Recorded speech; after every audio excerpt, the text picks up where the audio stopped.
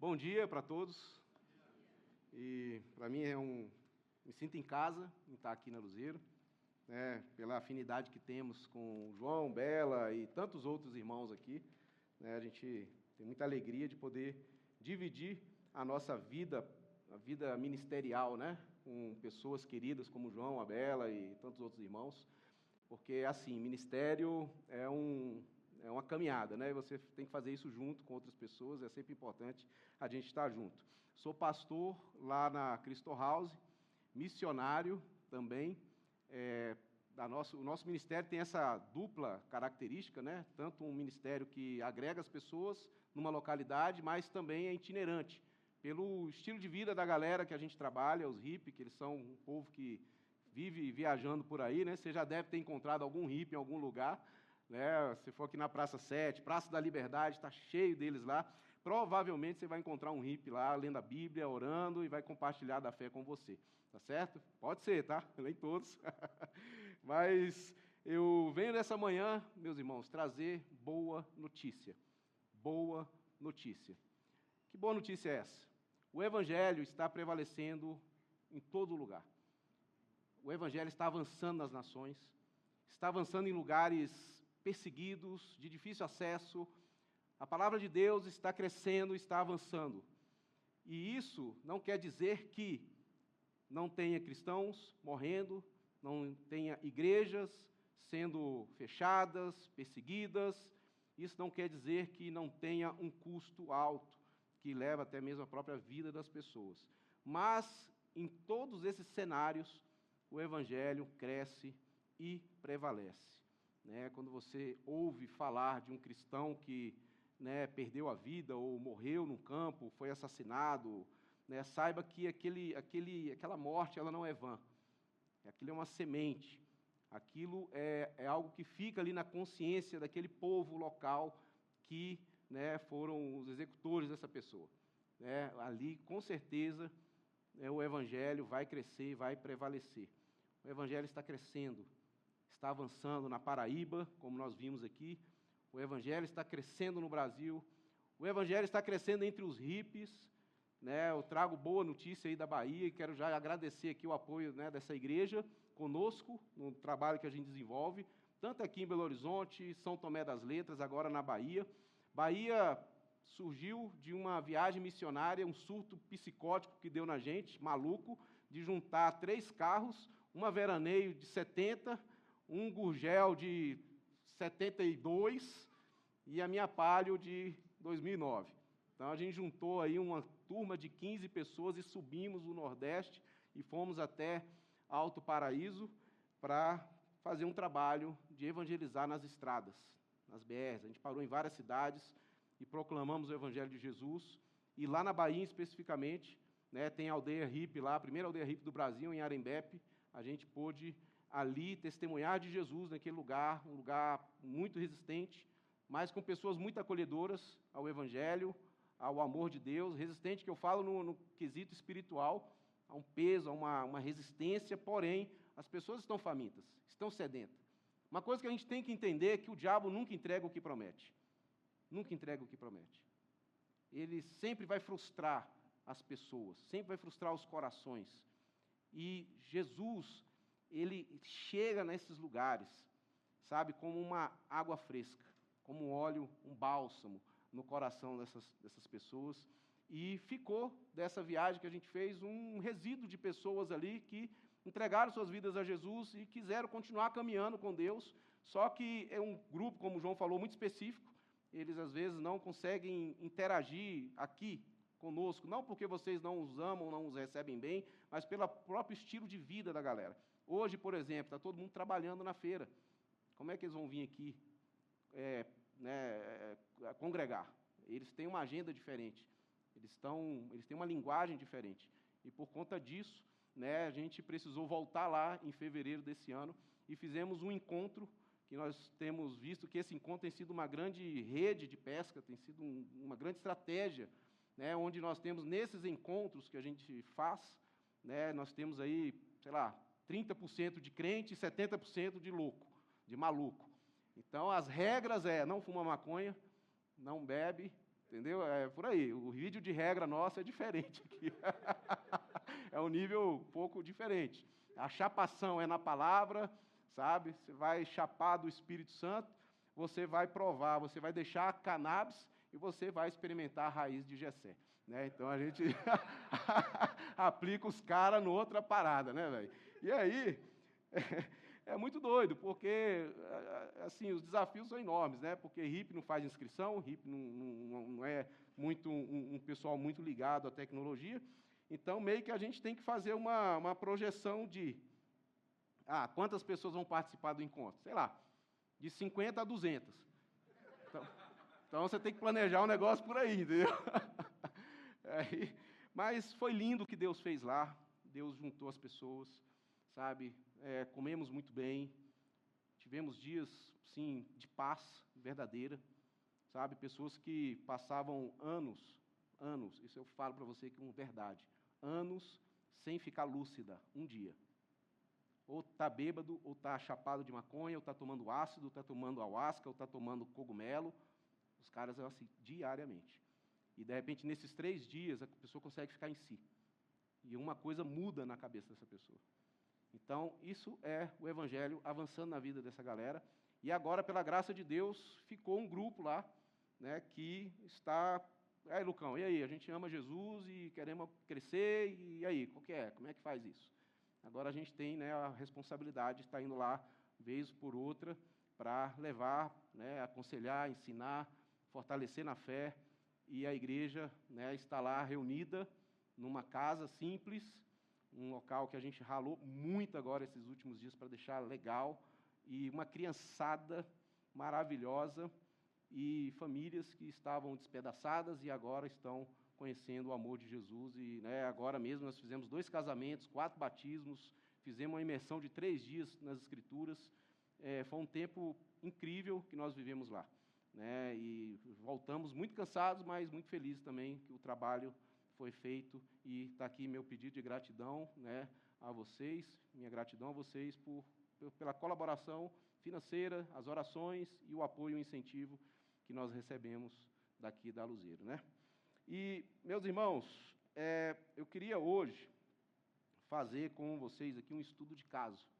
Nós estamos numa série chamada Construindo Pontes. Né? Vocês me perdoam aí, meu neurônio tem hora que não funciona muito bem, minha cabeça, né, o meu tico e o teco aqui, a hora eles dão curto, mas vamos seguir em frente. Nós vamos falar sobre a igreja de Tessalonicenses. Eu queria fazer um estudo de caso de como que o Evangelho chega naquela comunidade e como que aquilo que foi gerado neles também trouxe um grande testemunho daquela comunidade de fé no meio da Macedônia e Acaia, uma região grande, né, que a presença do Evangelho ainda era muito pequena, mas aquela igreja tessalônica, né, ela conseguiu influenciar de uma maneira muito forte aquela região. Né? E, para isso, eu queria que você abrisse lá em 1 Tessalonicenses, capítulo 1, do verso 2 em diante. Nós vamos ler aqui alguns versículos, e a gente vai passear um pouco no livro de Atos, tá certo? Para a gente poder extrair daqui, desse livro, uma lição para a nossa caminhada, para a gente poder encher o nosso coração de fé, de paixão pelo Senhor e pela palavra de Deus e por aquilo que o Senhor faz. Né? Então, 1 Tessalonicenses, capítulo 1, do 2, verso 2 em diante, diz assim: Damos sempre graças a Deus por todos vós, mencionando-vos em nossas orações e sem cessar, recordando-nos diante do nosso Deus e Pai, da operosidade da vossa fé, da abnegação do vosso amor, e da firmeza da vossa esperança em nosso Senhor Jesus Cristo. Reconhecendo, irmãos amados de Deus, a vossa eleição, porque o nosso Evangelho não chegou até vós, tão somente em palavra, mas sobretudo em poder, no Espírito Santo e em plena convicção, assim como sabeis ter sido o nosso procedimento entre vós e por amor de vós. Com efeito, vos tornastes imitadores do nosso Senhor, tendo recebido a palavra, posto que, em meio de muita tribulação, com a alegria do Espírito Santo, de sorte que vos tornastes o modelo para todos os crentes na Macedônia e Acaia, porque de vós repercutiu a palavra do Senhor, não só na Macedônia e Acaia, mas também por toda parte se divulgou a vossa fé para com Deus, a tal ponto de não termos necessidade de acrescentar coisa alguma. Pois eles mesmos, no tocante a nós, proclamam que repercussão teve o nosso ingresso no vosso meio, e como deixando os ídolos vos convertestes a Deus, para servirdes o Deus vivo e verdadeiro, e para guardardes dos céus o seu Filho, a quem ele ressuscitou dentre os mortos, Jesus, que nos livra da ira vindoura. Bom, irmãos, o que nós lemos aqui, né, nessa carta, um relato de como que aquela igreja tessalônica, ela conheceu o Senhor, como que o ingresso de Paulo ali, né, gerou uma grande mudança naquela comunidade, que não só ficou ali reclusa entre eles, mas repercutiu, né, em toda a Macedônia e Acaia, e eles não se tornaram não apenas um proclamador do Evangelho, mas um modelo a ser seguido, né, por tantos outros irmãos que viram neles, né, um poder divino ali, que eles queriam seguir e caminhar. Agora, antes disso, vamos olhar aqui nas Escrituras como que a missão de Deus se desenvolveu até chegar nesse ponto aqui. E o primeiro momento que nós vamos olhar aqui, em Mateus 28, 19, nós temos um mandamento do Senhor. O Senhor Jesus, antes dele subir aos céus, ele dá uma ordem, ele dá um mandamento para os discípulos que estão ali, né, com ele, no monte. E nesse local, Mateus 28, verso 18 e 19, diz assim, Mateus 28, verso 18 ao 19. Então Jesus aproximou-se deles e disse, foi-me dada toda a autoridade nos céus e na terra. Portanto, vão e façam discípulos de todas as nações, batizando-os em nome do Pai e do Filho e do Espírito Santo, ensinando-os a obedecer a tudo que eu ordenei a vocês. E eu estarei com vocês até o fim, estarei sempre com vocês até o fim dos tempos. Nós temos aqui uma ordem imperativa de Jesus para aquela comunidade de discípulos. Vocês devem ir e pregar o Evangelho. É o ID. O ID não é opção, não é simplesmente assim, eu acho que eu vou me envolver com isso ou não, mas faz parte da vida da igreja. A igreja, se ela não está envolvida com a missão de Deus no mundo, de revelar a glória de Deus, ela vai morrer. Ela vai morrer não simplesmente nas suas reuniões, nos seus encontros, mas ela vai morrer na sua essência de ser igreja. Ela vai decair, sabe, do lugar de testemunho, de ser sal e luz nesse mundo. Ela vai ter reuniões maravilhosas, ela vai ter encontros bons, jantares gostosos, ações incríveis, só que se todas essas coisas não apontarem para a glória de Deus, isso vai, de alguma forma, né, tornar a igreja insossa. Ela vai perder o seu brilho, ela vai perder o seu sal, né? Ela vai perder a sua influência. E isso, nos nossos dias, está muito comum. Hoje, no Brasil, eu falo para você porque eu viajo por aí, eu sei o que eu estou falando. Nós vivemos hoje estamos muito próximo da gente se tornar uma igreja apenas nominal. Já existem muitas comunidades nominais. Igrejas que perderam o seu sabor, que perderam a sua capacidade de influenciar, porque começaram a ser comunidades em si mesmadas. Elas deixaram de olhar para o mandamento de Jesus, de estar envolvida com a missão de Deus. Por quê? Porque isso, de alguma maneira, nos incomoda. Isso, de alguma forma, mexe nas nossas finanças, isso, de alguma forma, mexe, sabe, assim, na minha agenda. Isso vai, de alguma maneira, impactar a nossa vida. Como disse um pregador, certa vez, ele falou o seguinte, graça, paz e incômodo da parte de Deus. né? Isso tem que ser muito verdade para nós. Então, se queremos, de fato, ser pontes para esse mundo, nós precisamos encarar de que existe um mandamento a ser cumprido, que é a missão de Deus. Paulo entendeu isso. Paulo, quando ele estava diante de um rei chamado Agripa, você vai ver isso lá em Atos 28, em Atos 26, na verdade, você pode ler depois, se você quiser, e ele está diante daquele rei, e em cadeias, preso, e ele teve a oportunidade de discursar para um rei chamado Agripa. Enquanto ele estava ali com aquele rei, ele começou a relatar para aquele rei o encontro que ele teve com Jesus, a visão que o cegou, que o lançou por terra e o comissionou a ser um apóstolo aos gentios. E quando ele, no final do seu relato, ele diz assim: ó rei Agripa, eu não pude ser desobediente à visão celestial.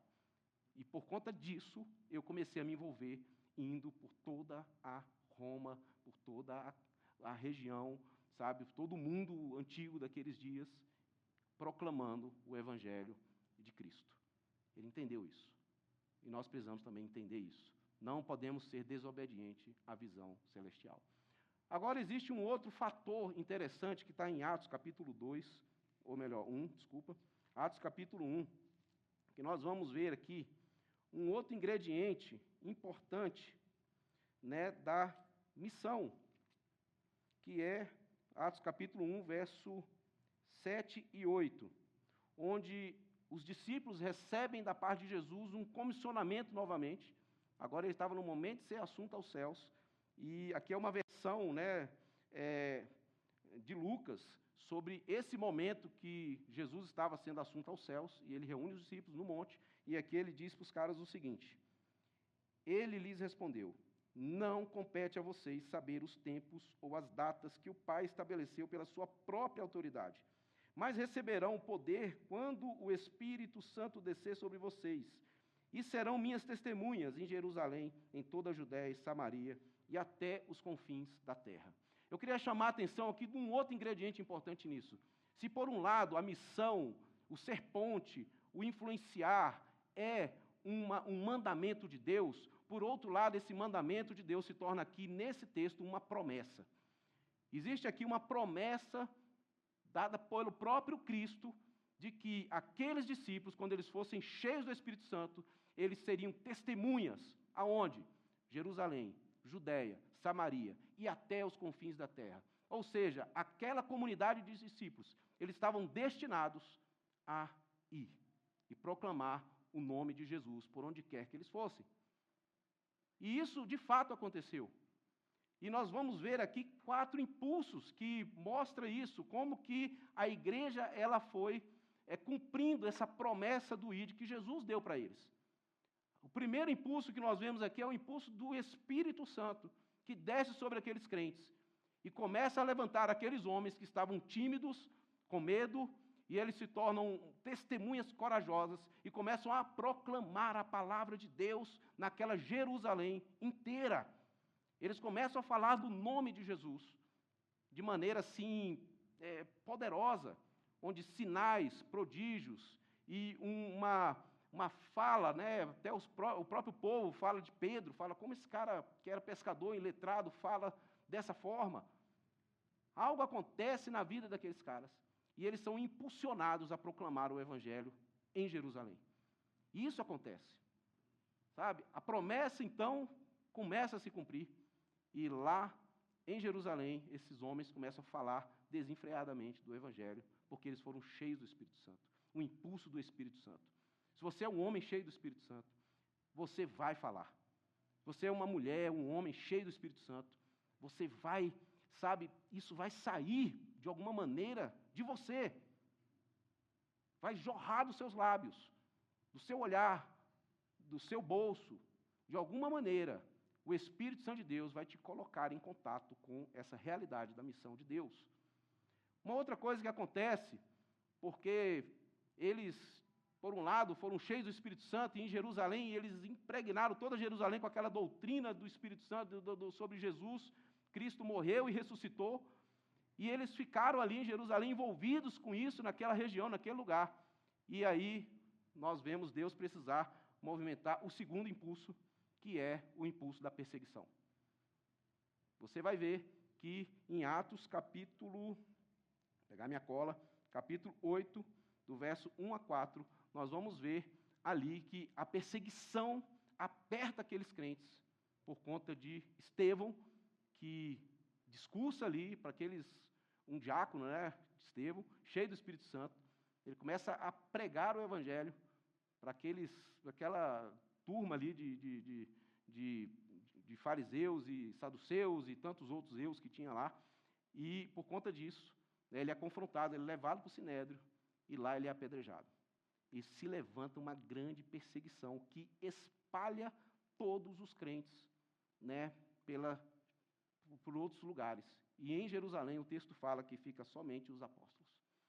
Como que a perseguição ela cooperou para o avanço da missão naqueles dias? A gente precisa, de alguma forma, ser estimulado. A gente precisa, de alguma forma, sabe, ser apertado, muitas vezes, para que a gente avance naquilo que é a vontade de Deus para a nossa vida. Esses irmãos aqui, eles precisaram passar por isso. A perseguição veio. E como eu falei no começo, o evangelho prevaleceu, mas a igreja teve que, né, passar por um fogo ali em Jerusalém. Apertou eles. E eles foram espalhados. O evangelho prevalece. A igreja em tal lugar, tá, assim, pegou fogo, perseguiu, mataram. Aqueles crentes não conseguem mais se reunir naquele lugar. Tá bom, aquele lugar simplesmente não é mais um lugar de reunião, mas as reuniões agora talvez ficaram divididas em 5, 6 casas e aí o pau está quebrando. Entendeu? O evangelho é a mensagem mais poderosa que existe. Nós carregamos a mensagem mais poderosa que existe. O evangelho, a boa notícia do que Jesus fez, como mudou a vida dessa jovem que o João falou aqui. Mudou a eternidade, mudou, sabe, a vida dela, o destino dela por completo. O evangelho está mudando histórias hoje. Está mudando vidas hoje. Essa palavra ela é poderosa e ela precisa ser anunciada. Precisa avançar. Nós temos um terceiro impulso que as Escrituras nos ensinam e nos mostram, né, que está em Atos 13. Por conta da perseguição, aqueles crentes foram espalhados e um grupo de perseguidos chegam até uma cidade chamada Antioquia. E lá começa, então, um grupo de irmãos se reunirem e buscarem o Senhor. E ali nasce uma igreja, na dispersão, na diáspora da perseguição. E o que acontece ali? Paulo e Barnabé, eles vão para aquela igreja. Na verdade, os apóstolos enviam Barnabé. Barnabé começa a fazer um trabalho com aquela igreja, com aquela comunidade. Ele vê que o tamanho da obra é muito grande, ele volta para Tarso, busca Paulo, leva Paulo para lá, para Antioquia, e lá em Antioquia eles começam a desenvolver um trabalho de edificação, ensino, pregação naquela igreja que nasceu. Em algum momento daquela comunidade, aqueles irmãos orando e jejuando, o Espírito Santo fala entre eles e diz: separai-me Barnabé e Saulo para a obra que tenho para eles. E é interessante que o Espírito Santo fala na primeira pessoa: separai-me, eu que estou chamando, eu que estou convocando, e é eu que vou enviá-los. Então a igreja, depois de orar, jejuar, discernir aquele chamado, eles impõem as mãos sobre aqueles crentes e os enviam. O terceiro impulso é o envio. É quando a igreja começa, então, a enviar, sabe, os crentes. E aqui hoje nós estamos sentados, reunidos, para um tempo de adoração, louvor, para a palavra, mas, acabando esse culto, você vai sair daqui e você saiba que você é um enviado de Deus. Aonde você está, no lugar que você ocupa, você é um enviado de Jesus, naquele lugar, naquele ambiente. Mas pode ser que, em algum momento da história da Luzeiro, Deus vai falar com vocês e vai dizer: separai-me fulano e ciclano. Eu tenho uma obra para eles. E vocês vão atirar esse povo em algum lugar do mundo, para que eles sejam sal e luz onde eles estiverem. Vocês vão impor as mãos, sinal de identificação, porque vocês vão reconhecer o chamado de Deus na vida dessa galera. Porque faz parte do DNA, faz parte da vida da igreja que a igreja envie, que a igreja faça isso, se envolva com isso. E nós temos um quarto impulso, que é o impulso da multiplicação da igreja. Paulo, então, sai em missão agora, enviado pela igreja de Antioquia, e ele começa a viajar por vários lugares, e ele desenvolve um padrão interessante. Ele chega na sinagoga, ele, a partir do Antigo Testamento, ele começa a falar quem era o Cristo, que morreu em Jerusalém, que ressuscitou, e que esse homem que morreu em Jerusalém, esse Jesus, é o Cristo, e está vivo. Então, a partir daí, ele causa um racha na sinagoga, mas ele faz isso dentro da sinagoga e ele faz isso também na praça pública, onde as pessoas normalmente se reúnem e encontram, e isso acontece, então, é um padrão que ele desenvolve por todos os lugares que ele passa. E nesses lugares, o evangelho é anunciado, aquelas igrejas nascem, e ele avança para uma outra cidade, e isso desenvolve, então, várias igrejas vão nascendo, e o quarto impulso é o impulso da igreja plantando igreja. A igreja avançando, a igreja plantando outras igrejas, Paulo voltando, Paulo estabelecendo presbíteros nessas comunidades que nascem, e ele volta para Antioquia e relata para os irmãos tudo o que aconteceu ali, naquela viagem que eles fizeram. E é interessante que em Atos 17, nós vemos Paulo nessa intenção de, cheio do Espírito Santo, vamos falar, cheio do Espírito, ele, por conta da perseguição que ele sofreu também, por conta dele ter sido enviado por aquela igreja, e por ele estar com a visão como um plantador de igreja, ele chega na cidade de Tessalônica. Na verdade, ele tinha os seus próprios planos missionários, ele era um homem que planejava a sua vida em torno da missão, e ele queria muito subir para a Ásia, mas o Espírito Santo de Deus o impede por 2 vezes, até que ele chega numa cidadezinha chamada Troade, e ali ele tem uma visão de um varão macedônio dizendo: passa a Macedônia e ajuda-nos.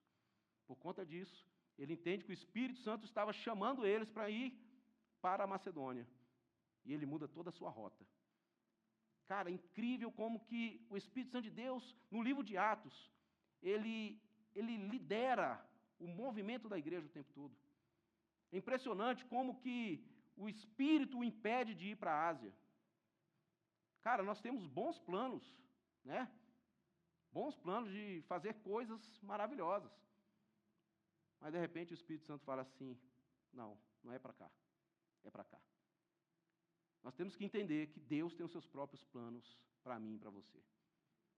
Deus tem os seus próprios planos para os nossos planos. Deus tem os seus planos para a nossa vida.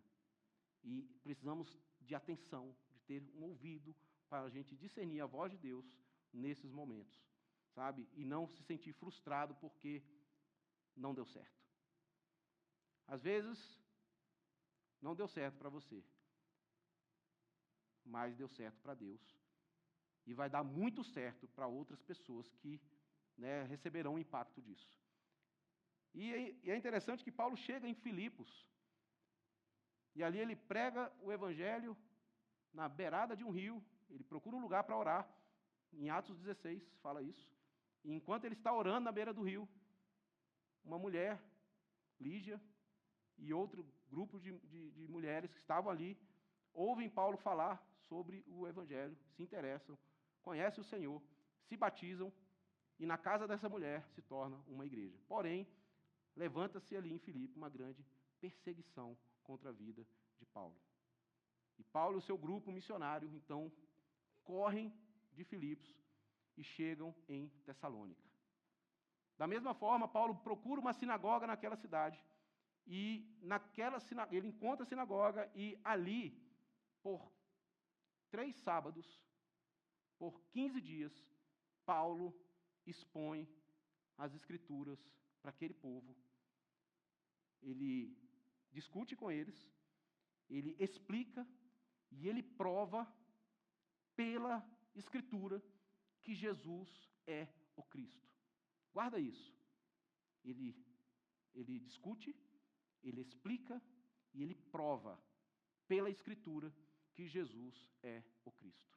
Lembra que Paulo, quando na carta lá dos Tessalonicenses, ele fala assim: olha, o meu evangelho não chegou até vocês somente em palavra. O termo usado ali para palavra é logia. Paulo, ele explica, ele argumenta, ele era um cara que ele tinha uma retórica, ele era um homem preparado, e ele falava do Evangelho de maneira, assim, desembaraçada. Ele falava a mente daquele povo, de maneira, assim, sabe, forte. Ele era bom na persuasão, ele era bom de argumento, ele sabia o que estava falando. É interessante isso, porque o Evangelho, ele precisa ser ouvido pelas pessoas da maneira que elas consigam entender. Não adianta eu querer chegar lá para aquele grupo de hippie, querer ficar falando, usando termos rebuscados, palavras, sabe, de alto calão e não sei o quê. Não, os caras entendem gíria, velho. Mano, Jesus pegou a BR, entendeu? Chegou aqui até vocês, saca? Sentou aqui no chão, partiu um pão e começou a rangar com a galera. Enquanto ele comia, fazia um rango com a turma, sabe? Isso entra nos caras. Ele falou, pô, velho. E aí é interessante, né? Porque tem palavras que eu não posso usar aqui, né? Que os caras expressam. Eles expressam, às vezes, a adoração deles a Deus. Ele fala assim, Jesus era do pip. Entendeu? Eles soltam dessa maneira. Mas isso Paulo fez com aquele povo. E nós precisamos compartilhar do Evangelho, sabe? Tornar o Evangelho inteligível para as pessoas que a gente está falando, anunciando, proclamando, entende? Falar do amor de Jesus, de uma maneira que as pessoas vão entender. Lembra de uma coisa, nós falamos aos ouvidos das pessoas, mas quem fala ao coração é Deus. Não ignore o poder do Evangelho. Não ignore o poder da palavra de Deus. Nós falamos aos ouvidos. Você pode ser bom de argumento, mas se Deus não abrir o coração da pessoa, nada acontece. Se Deus não chegar ao coração daquele crente, não despertar aquela pessoa, nada acontece. Entende? E então Paulo, ele chega naquela cidade e logo nasce uma igreja, em 15 dias, 3 sábados, e é um milagre, porque isso, sinceramente, falando, a gente que, né, João? Quem está... Como assim? Nasceu uma igreja em 15 dias? Né? E nasceu. Paulo está escrevendo uma carta, cara, que tem um teor teológico cabuloso. Fala da vinda de Jesus na carta. Fala de questões de relacionamento. E ele está corrigindo rotas que ele, quando ele esteve lá, ele conversou com esses caras em 15 dias. Ele teve um tempo de qualidade impressionante com aqueles crentes. E ele vai embora, porque, novamente, uma perseguição acontece em Tessalônica e ele tem que fugir. Ele nunca mais voltou em Tessalônica. Nunca mais ele pisou ali. Mas sabe o que é interessante? Quando Paulo ele chega, ele prega e nasce aquela igreja, alguns judeus furiosos, com inveja, eles vão, né, e formam um grupo ali para querer confrontar Jason, que era um dos hóspedes da igreja, e falam assim, olha, aqueles que estão perturbando o mundo chegou até aqui e está na casa de Jason. E aí os caras reúnem uma turma de gente e vai até a casa desse homem para arrancar Paulo de lá. Leva, só que eles arrancam Paulo de lá, tiram Paulo, né, os irmãos, os discípulos, e Jason vai para a cadeia, vai preso, até que ele paga uma fiança e é solto. Isso está lá em Atos 17, depois você pode acompanhar. Mas, veja bem, o que é interessante? Como que eu estou querendo juntar aqui argumentos suficientes para mostrar que o nascimento dessa igreja não foi simplesmente porque Paulo era um bom apóstolo, porque ele era um homem que tinha bons argumentos, porque estava tudo contra. Paulo, ele era um bom apóstolo, mas ele pregou uma palavra que, sabe, confrontou os judeus ficaram irados. Paulo estava numa cidade chamada Tessalônica, que tinha milhares de deuses ali. Era uma cidade importante da Grécia. E ele começa a pregar, e aquelas pessoas ali, né, ficam assim, né, peraí, quem é esse Deus? Quem que é esse Jesus que morreu e ressuscitou? Nós temos vários deuses aqui, então, assim, isso gera uma confusão ali no meio daquele povo. E eles têm uma notícia ruim de que, olha, os caras tumultuaram lá em Filipos, e agora estão vindo tumultuar aqui, vamos botar esse povo para correr. Tudo contra. Mas a igreja nasce. E Paulo dá algumas razões por que essa igreja nasce. E ele fala essas razões aqui. Verso 5 de 1 Tessalonicenses, capítulo 1. 1 Tessalonicenses, capítulo 1, do verso 5, diz assim: porque o nosso evangelho não chegou até vós tão somente em palavra, mas, sobretudo, com poder no Espírito Santo e em plena convicção. Esses elementos aqui, Paulo atribui, ao sucesso daquela comunidade. Então, ele chega e diz assim, cara, não foi só porque eu sou bom em palavra, não é porque a logia, não é porque eu sou bom de argumento. E essa igreja está aqui hoje, viva, não é porque simplesmente o João é um cara muito capacitado e é um bom pastor. Porque o Espírito Santo, o poder do Espírito Santo de Deus, é que faz com que essas coisas aconteçam. Quando você foi chamado por Deus, um milagre aconteceu no seu coração. Deus te chamou e Deus te despertou. Porque, cara, vamos combinar uma coisa. Você convencer alguém que ele é moralmente mau, pecador e caído, Francis Schaeffer fala isso, é fácil.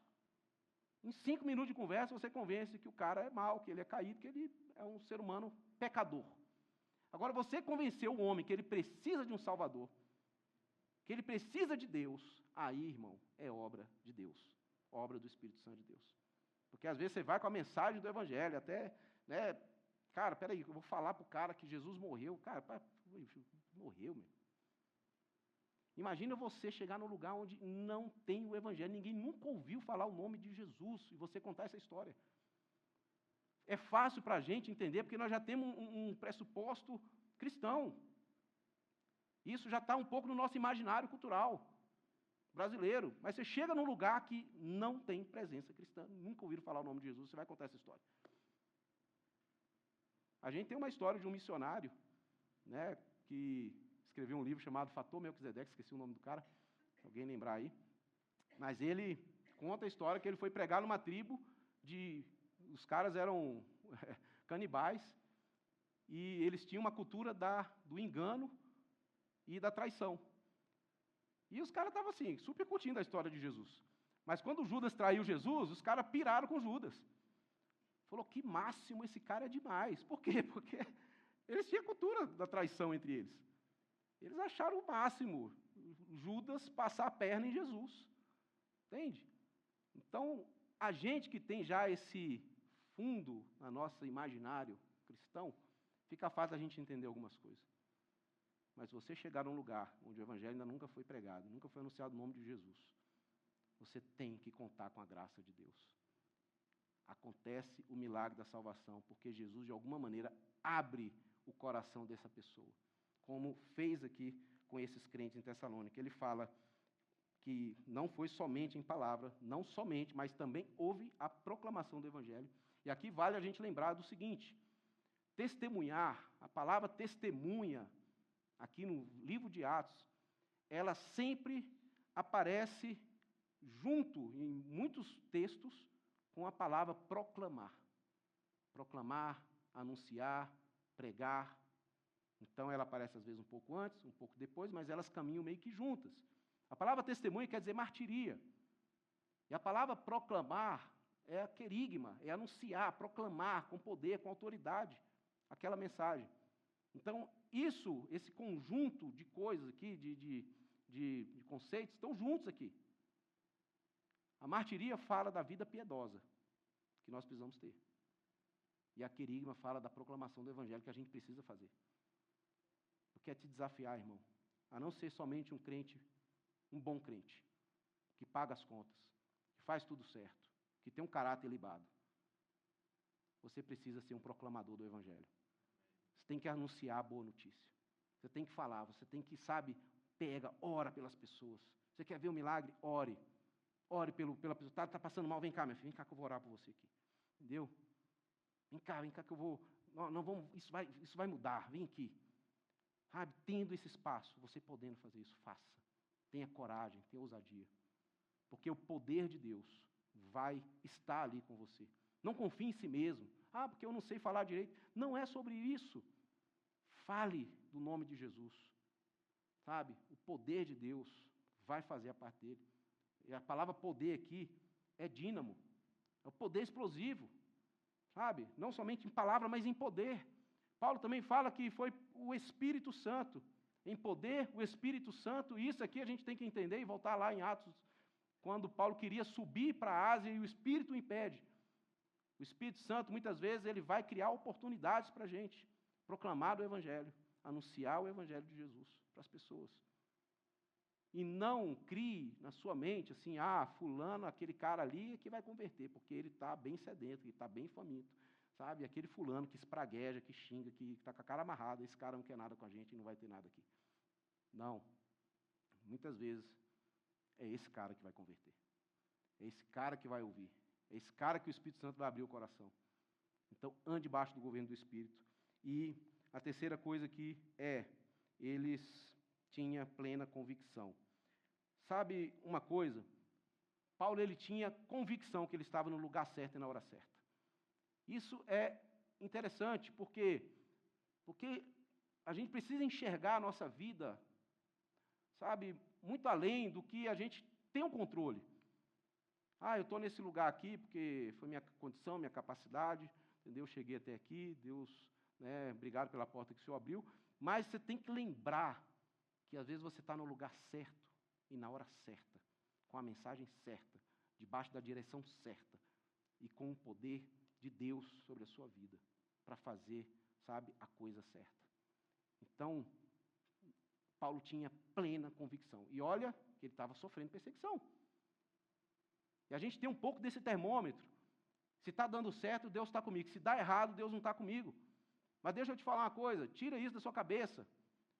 Se está ruim, se está zicado o negócio, cara, persevera, segura as pontas aí, porque certamente Deus está nesse negócio. Eu tive numa cidadezinha chamada Lagoa do Meio, e a gente pregava lá o Evangelho, interior de Minas, cidade, não tinha igreja lá, não tinha crente, e a gente resolveu ir lá. E a gente não sabia, mas aquela cidade, aquelas pessoas foram preparadas por um líder religioso quando a gente chegasse lá, eles botassem a gente para correr. E isso aconteceu. A gente chegou lá, uma mulher com um facão desse tamanho, braba, igual siri na lata, entendeu? E a gente todo inocente, vamos falar de Jesus, bonitinho, tinha uma caminhonete daquelas D20, bota cheio de gente atrás, hein?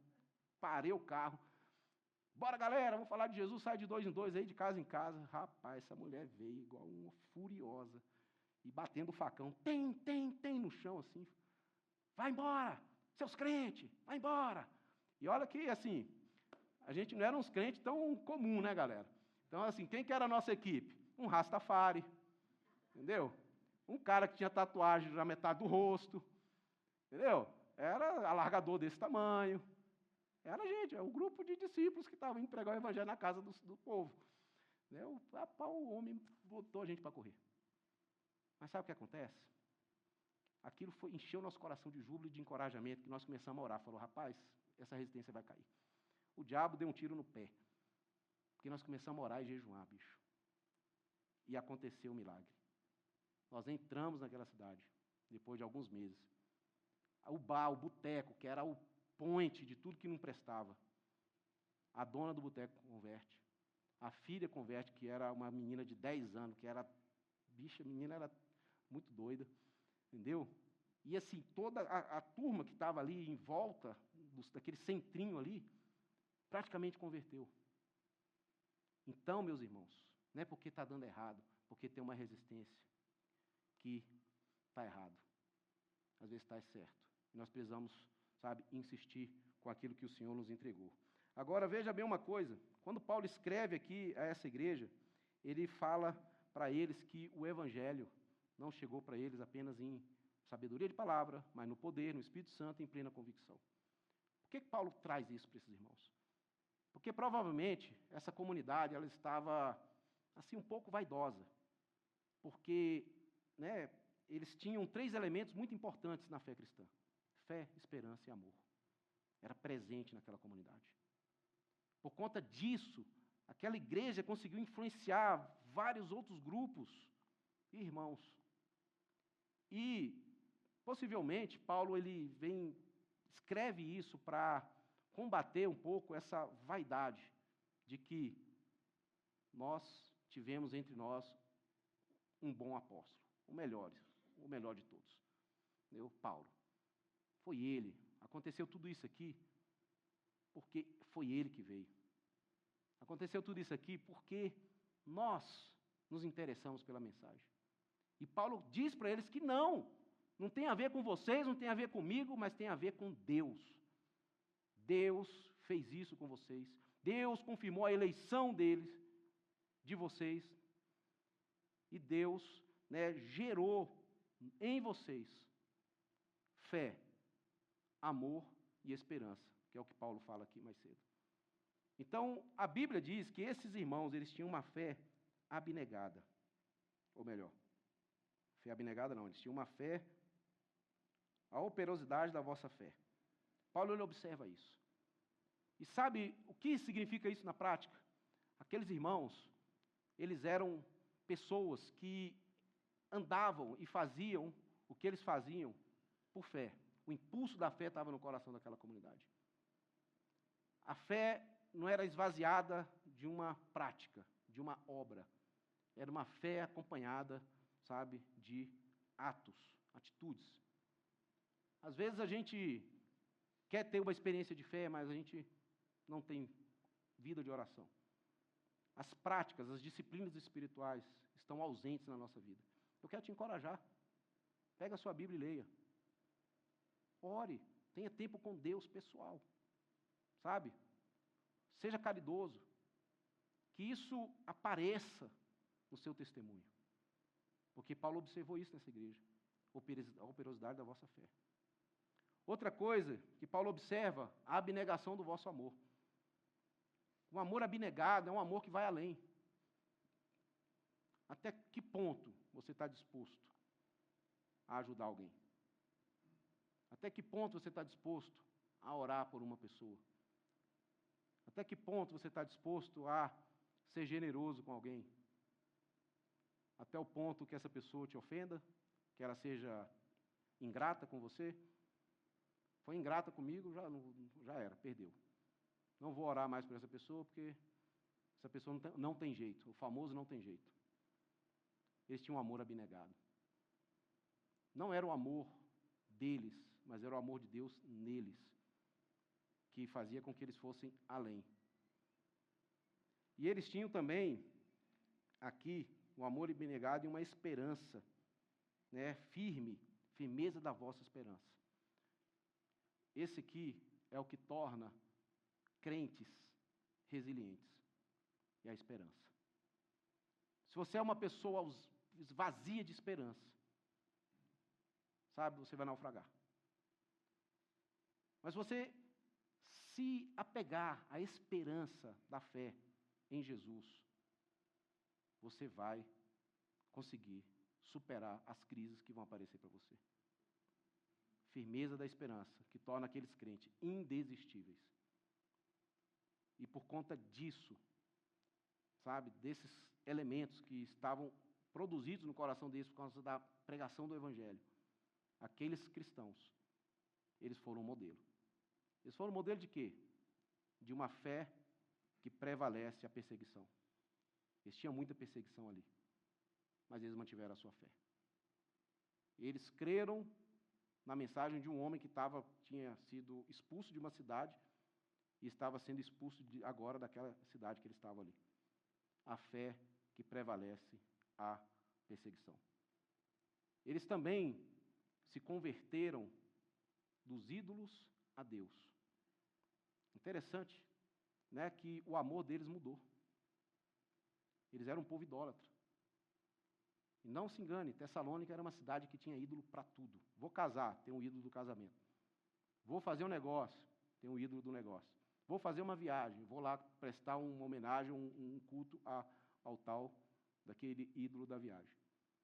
E de repente eles abandonarem tudo isso, os ídolos, para amarem unicamente o Senhor Jesus.